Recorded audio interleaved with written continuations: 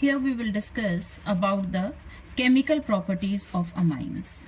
Chemical properties of amines. One of the chemical property we have already done in the previous video, that is about the basic character of amines. That amines are basic in nature.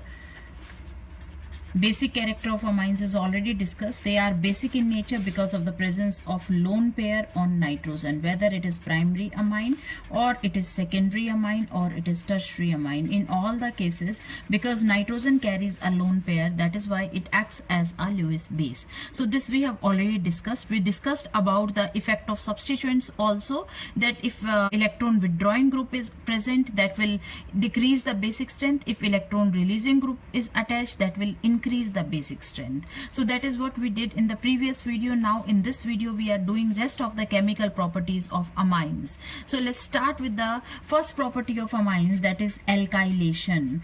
These amines have a tendency to undergo alkylation. Now what is alkylation? Alkylation is one of the hydrogen is being substituted by the alkyl group. It may be a methyl group, it may be a ethyl group, etc. So if one of the hydrogen here is substituted by another alkyl group, then we call it as alkylation reaction. So how do we do this alkylation reaction? This reaction we did in the methods of preparation of amines, as well as we discussed this reaction in the first chapter also. So this is a kind of repetition. How are we doing it? That is, say if it is RNH2, now this RNH2 on reaction with alkyl halide, if excess of alkyl halide is there, this is positive, this is negative. Here in case of RNH2, N is negative and H will be positive. So what will happen? The negative of this will be substituted by the negative of this. So what will be the compound obtained? It will be RNHR.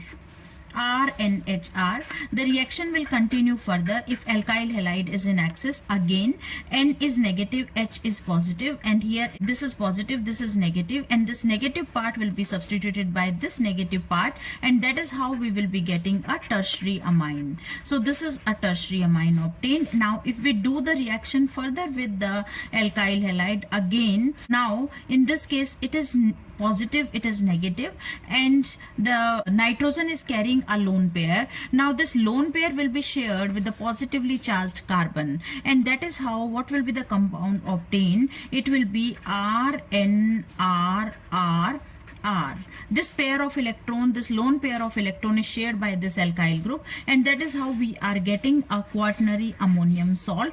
You may write with a positive charge here and a negative charge here, or this positive charge can be written on nitrogen also. So that is how alkylation is taking place. All the amines, whether it is primary amine, secondary amine or tertiary amine, have a tendency to undergo alkylation reaction. Now the next we are starting with, that is acylation. Now what is acylation? Acylation is introducing the acyl group, or you can say substituting one of the hydrogen by the acyl group. Now what is this acyl group? Acyl group is RCO group.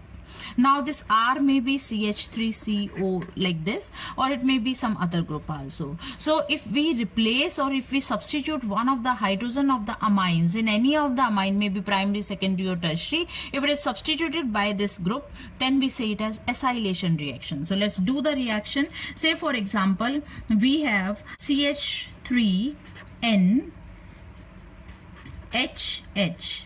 Now here is a lone pair is reacting with the acid chloride. Acylation will take place with the acid chloride. Like here it was taking place with the alkyl halide. Now here it will be taking place with acid chloride. So what is this acid chloride? Say it is CH3COCl. CH3COCl. Now this oxygen being more electronegative will be withdrawing this pair of electron towards itself.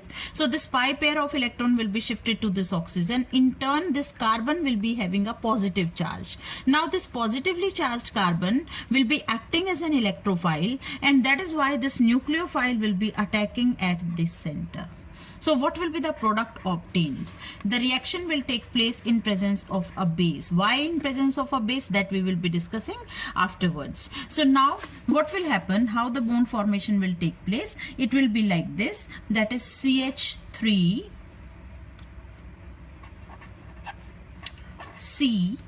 Now this C is carrying a positive charge but gets bonded with or is neutralizing its positive charge by sharing the pair of electron from the nitrogen of the other amine compound. So it will be H here, and the lone pair of nitrogen is already shared with this carbonyl carbon. That is why now no lone pair, but there will be a positive charge, and here it is CH3 like this, and then it is O negative Cl like this. Why O negative? Because this pi pair of electron is shifted to this oxygen, and that is how it developed a negative charge. So that is how the reaction will be there. Now in the next step, what will happen? The hydrogen, because this nitrogen is carrying a positive charge, that is why it will tend to withdraw the pair of electron this towards itself, and hydrogen will be removed in form of proton. There the chlorine will be removed in form of a chloride ion. So what will be the case? It will be taking this pair of electron away with it, while this carbon will become positively charged. Now this positively charged carbon will be withdrawing this pair of electron towards itself. So how the structure will be? The structure will be CH3N H C double bond O CH3 like this. So here we can see that we have CO and NH group together. So CO NH group together is what? This is amide. So basically amide is CONH2, but here one of the hydrogen of this amide is also being substituted by the alkyl group. That is why it is what? It is a secondary amide. And what is the name of this compound? If the CH3 is not there, then it is supposed to be CH3CONH2. And if it is CH3CONH2, then 2 carbon ethanamide. So ethanamide and this methyl is present here. So that is why, what is the name of the compound? It is N-methyl ethanamide. So let's take another example so that it will be more clear to us. So say for example, we are taking another molecule. Say it is C2H5N with a lone pair. H here. Again I have taken the primary amine. Now this primary amine on reaction with another acid chloride, say it is C double bond O C2H5 Cl. Say the compound is like this. The reaction will take place in presence of a base. Now here this oxygen is more electronegative, that is why we will withdraw the pair of electron towards itself. Oxygen will become negatively charged. So it will be negatively charged like this. This Cl will remain as it is. This C2H5 will also remain as it is. The only change is this double bond converted to a single bond, and the negative charge is there on this oxygen, while this carbon will become positively charged. Now this positively charged carbon will be attacked by the nucleophile like this. So now nitrogen will come and get bonded here. NH. Both the H will be as it is. Lone pair is already shared with the carbonyl carbon, that is why there will be a positive charge developed here, and then C2H5. Now the next step will be, now this positively charged nitrogen, nitrogen is a highly electronegative atom. Third highly electronegative atom, you may say, is with a small size. So that is why it tends to withdraw, or it tends to neutralize its positive charge by withdrawing this pair of electron towards itself. So if this pair is shifted here, its positive charge is gone, and this hydrogen will be removed in form of hydrogen ion. Here in this case, this chloride will be moving with this pair of electron. Carbon will become positively charged. Now this positively charged carbon will be withdrawing this pair of electron towards itself. So what is the next structure now? It will be C2H5NH. This H is already gone. Then C double bond O. C2H5. So this is the parent compound and this is the alkyl part. In the parent compound there are 3 carbons, so it is propanamide, and at N we have ethyl. So what is the name of the compound? It is N-ethyl propanamide. N-ethyl propanamide is the compound obtained by acylation. What is the byproduct we are getting here? We are getting H from here, Cl from here, so HCl is the byproduct. Now the question comes, why the reaction will take place in presence of a base, and and base has to be stronger than the amines. Why is it so? Because the HCl formed has to be removed immediately from the reaction mixture, otherwise the reaction tends to shift in the backward direction. So that is why the reaction will be taking place in presence of a base. Base should be stronger than the taken amine.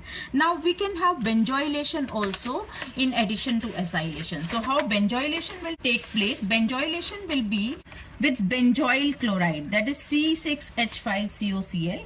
How the reaction will be? It will be, say we have one amine, that is CH3N HH, this is methanamine. Now we have C double bond O, C6H5, the benzene ring, and the Cl. This pair will be shifted here. Carbon become positively charged. This will be attacking at this, and the reaction will take place in presence of a base, just like other reactions have taken place. Then it will become CH3N H here, and a positive charge, and here it will be CO single bond with the negative charge and with C6H5Cl. Now this Cl will be going in form of chloride ion. In turn, carbon will become positively charged, so this negative charge will be shifted here, or this lone pair will be shifted here in form of a pi pair of electron. Here this pair of electron will be shifted to nitrogen, and hydrogen will be removed in form of HCl. So what is the next step? The next step will be giving us the product. And what is the product obtained? It is CH3NH, C double bond O, C6H5. Now C6H5, this is benzamide. This is benzamide, and benzamide is attached with the methyl group. So what is the name? It is N-methyl benzamide. So this reaction is what? This is benzoylation reaction. Now the next we are doing, that is carbyl amine reaction. Another very important reaction, that is carbyl amine reaction. Now what is this carbyl amine reaction? The first important thing about the carbyl amine reaction is this is a reaction used to distinguish any of the primary amine. Any of the primary amine may be aliphatic as well as aromatic, both. Aliphatic as well as aromatic, both are distinguished from other type of amines, used to distinguish primary amine from other types.